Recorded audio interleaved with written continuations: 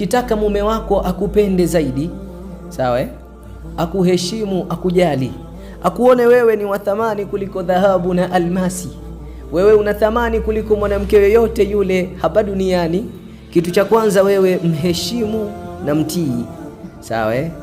Mfanye mwanaume wako ajione kuwa yeye anakumiliki. Kubali kumilikiwa na mume wako. Maana yake tii amri zake zote ambazo ni za kheri, ikiwa tu hajakuamrisha kumwasi Allah na mtume wake. Mke wangu usiende sehemu fulani, usiende. Mke wangu usifanye jambo fulani, usifanye.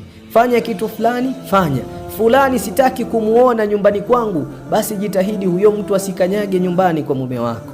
Kitu cha pili, basi wewe kuwa fundi katika jiko lako, kuwa mbunifu, mpikie chakula kizuri na kitamu mume wako.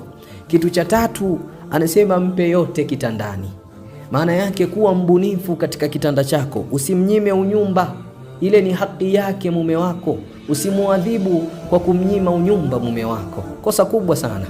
Kitu cha nne, kuwa na ulimi mzuri, wenye kauli nzuri, usiwe mwanamke mropokaji sana, atakuchukia.